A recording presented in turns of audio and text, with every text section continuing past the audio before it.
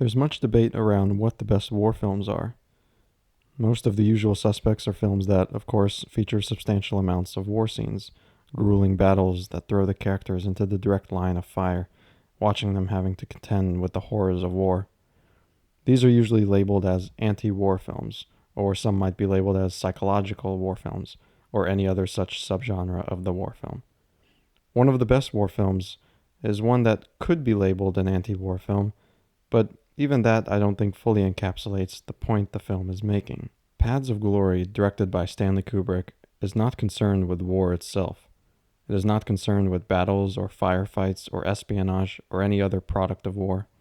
It is concerned with the war at home, the internal war that goes on within one nation that pits the people doing the actual fighting against those giving the orders, and the ethics that are brought into question in such hierarchies. It doesn't even feature much war itself, containing only one battle scene at the beginning in the trenches meant to show the meaninglessness that can arise from careless leadership, and then go straight into the real conflict for the majority of the film. The trial of 3 soldiers for cowardice after they failed to push onward in the battle, motivated by the certainty of a poorly thought out plan by their commanding officers. The remainder of the film focuses entirely on this trial and brings into question the relationship between soldiers and their superiors, with not a single other battle scene anywhere in the film. We don't even really see the enemy the soldiers are fighting. Even at the beginning during the battle scene, we are locked into the French soldiers' perspectives and only feel the presence of the enemy soldiers across the fields above the trenches. We feel the danger they pose and we see the shots they fire, but we don't actually see them in the flesh.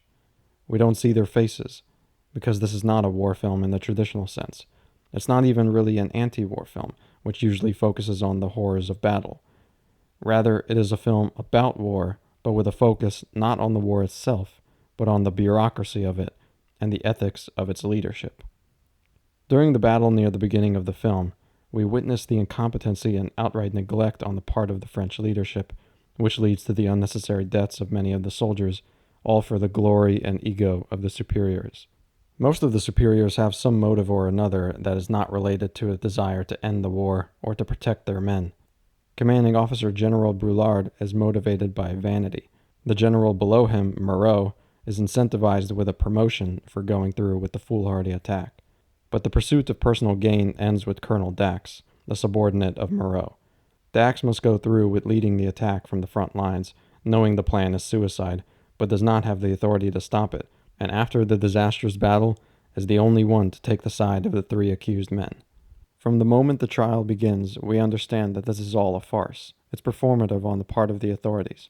It's all been designed so that the men take the blame for the disastrous battle, used as scapegoats for the unchecked ego and neglect of the superior officers. We don't see the enemy army, because we already have an enemy in the film, and it's not the Germans, but rather those in power, moving human beings around like pawns on a chessboard, with even less thought and consideration than one might while playing the actual game. Kubrick at this stage of his career hadn't developed the immediately distinguishable style he would come to be known for later, but this is one of his first films in which he begins to show his confidence as a director, with the elaborate tracking shots through the trenches bringing a sense of foreboding as battle is felt on the horizon. His use of wide angles creating a sense of unease and of the uncanny, and his one-point perspective shots making the demise of the men feel all but inevitable. The film also starts to show Kubrick's pessimistic worldview fully on display.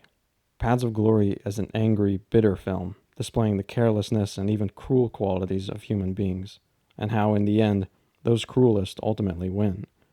Their positions are secure, while a warped sense of justice has been dealt out to the 3 men at the bottom of the army's food chain. They either die at the hands of the opposition soldiers, or they die at the hands of their own, all to save the reputation of those in power. But the very last scene of the film actually shows a more tender side to Kubrick, as we see his future wife, Christiana Kubrick, as the German girl in the pub who sings a song for the rowdy French soldiers and brings them all into a state of contemplative sadness, but all finding unity and gentle camaraderie with each other as they all start singing along with her. It's a momentary reprieve from the overwhelming injustice of the cold, hard system we've been witness to throughout the film. Paths of Glory highlights that the real horror of war is not the fighting of different countries, but rather the abuse of power from those high up. It's the idea that those at the top can make those at the bottom do whatever they want and receive no repercussions for their deadly actions. And at the end, we see those soldiers that are no different than the three men we've just seen be shot as a twisted form of justice. And they're all able to find at least a brief moment of unity together amongst the unjust savagery of their military hierarchy.